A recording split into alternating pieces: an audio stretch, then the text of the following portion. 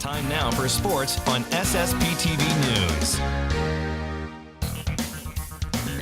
Welcome to Sports, and I'm here with Rebecca Kanaskie, a senior at the Tamaqua Area High School. Very successful swimmer, just scored her 1,000th point, but I'll probably get to swimming about 5 minutes into the interview because I said you're a Renaissance woman. I just met her, but in doing research, you have a very interesting story, and we're going to get to it right now. So when I Googled your name and I found all these articles, but I saw you had photos published. So talk about that. Was that like a hobby, or you just got into that? Well, originally my sister started off with photography, and that kind of got me really into it.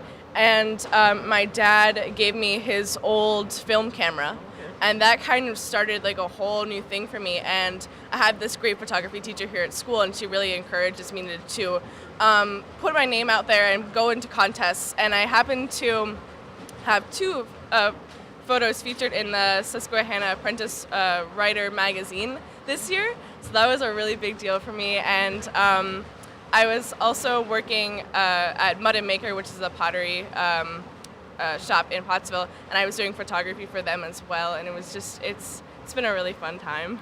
So your sister was into it. Was your sister a swimmer too? I see two last names up there. Yeah. My sister's 4 years older than I am, so when she graduated high school, I came up into it. I've been following her footsteps for all my life, and to get my 1,000 points, my name is going to be under hers on a banner. My name is under hers over there. It's been amazing to share that with her now.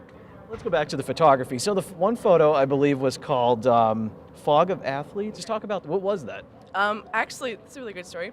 It was before a triathlon one morning at like maybe 6 or 7 o'clock in the summer, and I was doing the swimming portion for my relay because I can't run and I can't bike, can't do anything besides swim.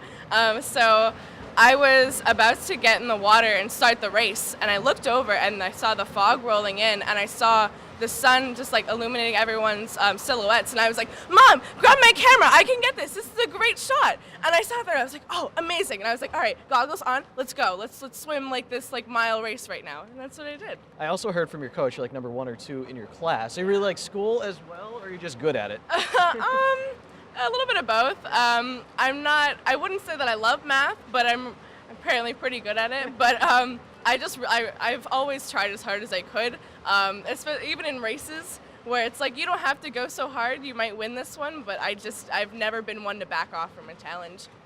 So in school, when they're like, you can take this AP course or this AP course and it's going to be hard, but it's whatever. I do it anyways because it's in me, I think.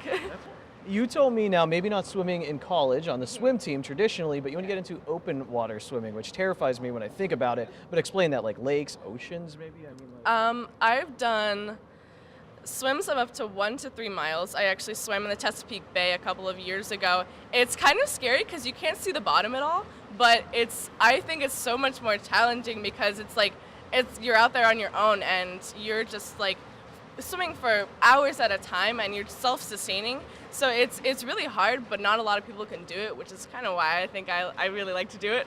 So is it organized in college, or is this just like a free kind of thing you get involved with different races?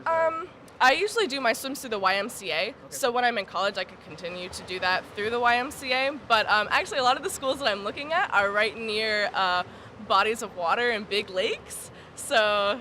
1,000th point, you just accomplished it. You had a very successful school goal sprints. What was that weekend like? Are you exhausted? You seem like a person, like you said, you keep pushing. Is there a point you do get tired? That would be like right now. Yesterday I woke up feeling probably the worst I've ever felt, and I thought I had a fever and I was feeling awful. But I went in, I took my 2 midterms, and I went to the meet last night, and I was like, maybe I'll feel better by tomorrow. But last week, 3 meets in a row, it was difficult, but at the same time, it's like being a captain myself, I can't let my team down.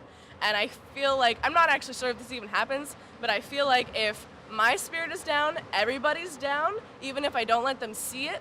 So like I always feel like I have to keep going, even during practice. I wasn't feeling great today. You can hear I sound pretty bad. But it's important for me to push them so that they'll get better even when I'm not here. So this weekend was kind of like showing them that, yeah, it's hard. I know it's hard, but you can do this, and I can do this, and we can do this together. What do you want to do? Like 10 years, do you want photography, maybe swimming? I mean, is there like an endpoint, or is it kind of like I'll see where life kind of takes me? I think there's a bit of an endpoint. I really like to own a small business because I feel like I've been surrounded by them my whole life. And to be honest, I love to just go out there and do my own thing. I love to be independent. And I couldn't really see myself working under a ton of people for a long time. So I feel like I want to own my own business, maybe like a coffee shop, maybe a bookstore. I'd love to do my hobbies on the side, and I want to encourage other people to do things that they love. I have to tell you, Rebecca, I was thinking about going to the gym tomorrow, and I was kind of being lazy about it. But after talking with you, you have that positivity. I'm going. I will do it. I think your future plans will probably work. You can inspire people. Her story is getting better and better here at Tamaqua. Keep following it in the newspaper and on SSPTV.